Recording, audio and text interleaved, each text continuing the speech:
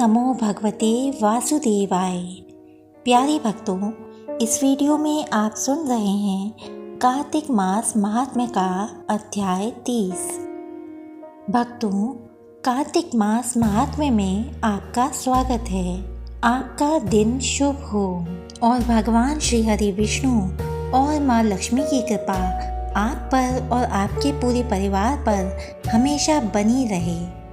तो भगवान श्री हरि विष्णु और माँ लक्ष्मी का स्मरण करते हुए सुनिए कार्तिक मास महात्म्य। भगवान श्री कृष्ण सत्यभामा से बोले, हे प्रिय, नारद जी के यह वचन सुनकर महाराजा पृथु बहुत आश्चर्यचकित हुए। अंत में उन्होंने नारद जी का पूजन करके उनको विदा किया। इसीलिए माघ, कार्तिक और एकादशी यह 3 व्रत मुझे अत्यधिक प्रिय हैं। वनस्पतियों में तुलसी, महीनों में कार्तिक, तिथियों में एकादशी और क्षेत्रों में प्रयाग मुझे बहुत प्रिय है। जो मनुष्य इंद्रियों पर विजय प्राप्त कर इनका सेवन करता है वह मुझे यज्ञ करने वाले मनुष्य से भी अधिक प्रिय है। जो मनुष्य विधि पूर्वक इनकी सेवा करते हैं, मेरी कृपा से उन्हें समस्त पापों से छुटकारा मिल जाता है। भगवान श्री कृष्ण के वचन सुनकर सत्यभामा ने कहा, हे प्रभु, आपने बहुत ही अद्भुत बात कही है कि दूसरे के लिए पुण्य के फल से कलह की मुक्ति हो गई। यह प्रभावशाली कार्तिक मास आपको अधिक प्रिय है, जिससे पतिद्रोह का पाप केवल स्नान के पुण्य से ही नष्ट हो गया। दूसरे मनुष्य द्वारा किया हुआ पुण्य उसके देने से किस प्रकार मिल जाता है, यह आप मुझे बताने की कृपा करें। श्री कृष्ण भगवान बोले, प्रिय, जिस कर्म द्वारा बिना दिया हुआ पुण्य और पाप मिलता है उसे ध्यान पूर्वक सुनो। सतयुग में देश, ग्राम और कुलों को दिया हुआ पुण्य या पाप मिलता था, किंतु कलयुग में केवल कर्ता को ही पाप तथा पुण्य का फल भोगना पड़ता है। संसर्ग न करने पर भी वह व्यवस्था की गई है और संसर्ग से पाप व पुण्य दूसरे को मिलते हैं, उसकी व्यवस्था भी सुनो। पढ़ाना, यज्ञ कराना और एक साथ भोजन करने से पाप पुण्य का आधा फल मिलता है। एक आसन पर बैठने तथा सवारी पर चढ़ने से, श्वास के आने जाने से पुण्य व पाप का चौथा भाग जीव मात्र को मिलता है। छूने से, भोजन करने से और दूसरे की स्तुति करने से पुण्य और पाप का 6वां भाग मिलता है। दूसरे की निंदा, चुगली और धिक्कार करने से उसका 7वां भाग मिलता है। पुण्य करने वाले मनुष्यों की जो कोई सेवा करता है वह सेवा का भाग लेता है और अपना पुण्य उसे देता है।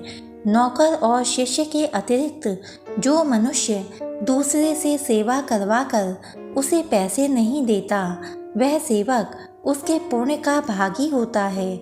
जो व्यक्ति पंक्ति में बैठे हुए भोजन करने वालों की पत्तल लांघता है वह उसे, जिसकी पत्तल उसने लांघी है, अपने पुण्य का 6वां भाग देता है। स्नान तथा ध्यान आदि करते हुए मनुष्य से जो व्यक्ति बातचीत करता है या छूता है वह अपने पुण्य का 6वां भाग दे डालता है। जो मनुष्य धर्म के कार्य के लिए दूसरों से धन मांगता है वह पुण्य का भागी होता है। ठीक उसी प्रकार जिस प्रकार की दान करने वाला पुण्य का भागी होता है। जो मनुष्य धर्म का उपदेश करता है और उसके बाद सुनने वालों से याचना करता है वह अपने पुण्य का 6वां भाग उसे दे देता है। जो मनुष्य दूसरों का धन चुराकर उससे धर्म करता है वह चोरी का फल भोगता है और शीघ्र ही निर्धन हो जाता है। और जिसका धन चुराता है वह पुण्य का भागी होता है। बिना ऋण उतारे जो मनुष्य मृत्यु को प्राप्त होता है उनको ऋण देने वाले सज्जन पुरुष पुण्य के भागी होते हैं। शिक्षा देने वाला, सलाह देने वाला, सामग्री को जुटाने वाला तथा प्रेरणा देने वाला यह पाप और पुण्य के छठे भाग को प्राप्त करते हैं। राजा प्रजा के पाप पुण्य के षष्ठांश का भोगी होता है। गुरु शिष्यों का, पति पत्नी का, पिता पुत्र का, स्त्री पति के लिए पुण्य का छठा भाग पाती है।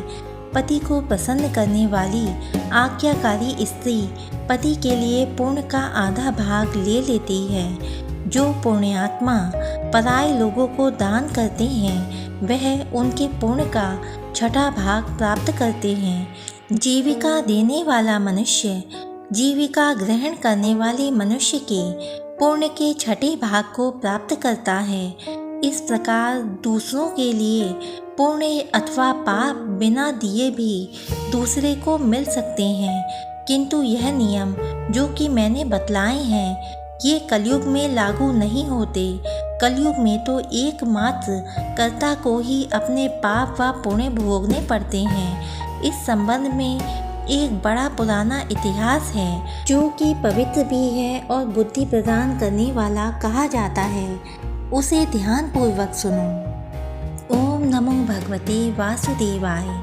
प्यारे भक्तों, आज सुन रहे थे कार्तिक मास महात्म्य का अध्याय 30। भक्तों, इससे अगला अध्याय सुनने के लिए जल्द से जल्द हमारे चैनल को सब्सक्राइब कीजिए, वीडियो को लाइक कीजिए और कमेंट में ओम नमो भगवते वासुदेवाय लिखना ना भूलें। धन्यवाद।